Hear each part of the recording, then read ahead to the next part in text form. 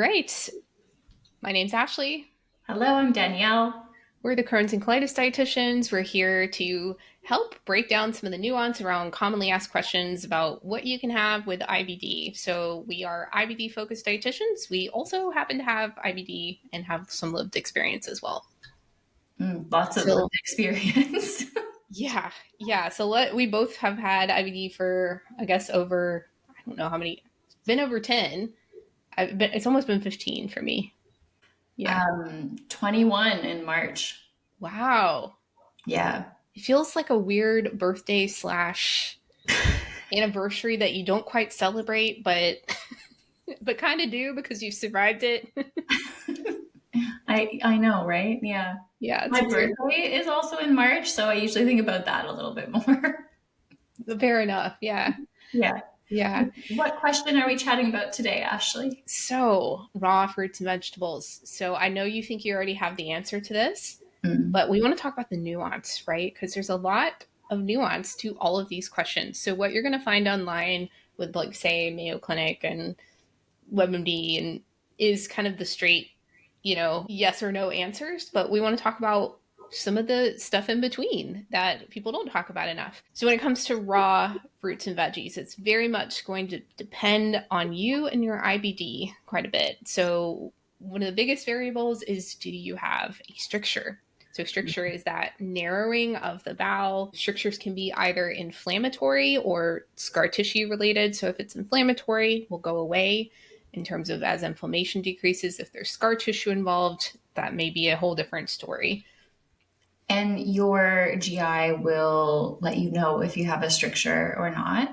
So if you're wondering if you do, you've likely been told, but if you're feeling like you, I don't know, need something answered, check in with your GI to see if you have a stricture or not. But yeah, that is an important thing to be mindful of.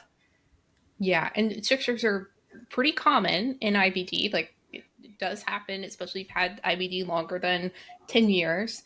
But something that might surprise you is that the answer of whether or not you can or can't very much depends on the person. And I can speak from having patients that have had strictures, some of which can tolerate like a pretty diverse diet with no issues. They don't have to modify anything.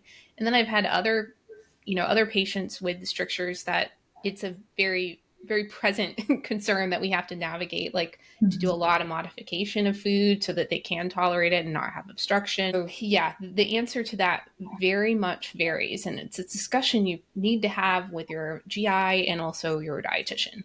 Mhm. Yes, absolutely. Your GI will be able to see how much room you have in your intestine for food to pass through safely. And from that, they'll be able to determine if there's any modification needed for your food intake. Yeah, and we have talked many times before about different modifications that you can make with food, such as blending, pureeing, soups, smoothies. All of those things help to build tolerance with a food, even if that's raw fruit and veggies. Now, there are other things too that can completely change how well you tolerate it. So anything that breaks it down further. So chewing is one of those things. The more that we chew, the more that we break it down, the more that we improve production of saliva and enzymes. Now, another thing is if we're talking about leafy greens, sometimes massaging or cooking, breaking down those fibers is a good thing when it comes to tolerance. But if you're somebody that has a significant stricture, it's very much affecting your life, then you may want to do more of the cooked fruits and veggies, maybe even peeled in some cases. Absolutely. But if you don't have a stricture, some ways to maybe start with fruits and veggies is start with the softer ones if you want to consume them raw. So immediately I think banana. Banana, peaches, mango, those are softer fruits to enjoy. If you're thinking about vegetables, consider a cucumber and peeling it at first because it is one of those softer veggies. Again, keeping in mind what Ashley said around the chewing capability, that's such an underrated part of digestion. So when you're able to like chew it to more of an applesauce consistency instead of taking two bites and swallowing, your gut will thank you for that.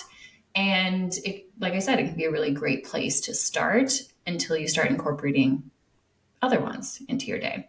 But Ashley, like, I feel like another thing around raw fruits and veggies for IBD that people may not think about or think about it in a different way is broccoli, cauliflower, those two heavy hitters. They're really good when you consume them raw. Well, I like them. They're tasty, but they may produce symptoms for some people. And I guess where I'm going with this is just because they produce symptoms doesn't mean that you can't have them. Right. So I know we're going to get some comments in our YouTube, as we always do, about, I can't believe you mentioned that. I can't do that. It messes me up. Know Yeah. that there is a big difference between tolerability and what's IBD friendly and good for your gut. Two different things. We have almost everybody we've ever published, it seems, has some variation of us talking about this. You Mm-hmm. can also check out our blog where we talk about remission and different types of triggers. We'll link those below. But one thing to think about is, give you an example of smoothie. A lot of things change when we talk about smoothies, right? Would you think of, like, when you think of raw fruits and veggies, I'm not automatically going to like blueberry smoothie or something. I'm not thinking of that as raw, but technically it is raw, right? It is, yeah. Yeah. So think about just different varieties and in ways that you can bring something in without it being scary, or finding ways to make compromises to make them more tolerable is really the way to navigate it when it comes to IBD. Mm-hmm. And we always have lots of ideas when it comes to ways to like reinvent food, if you will. Yeah.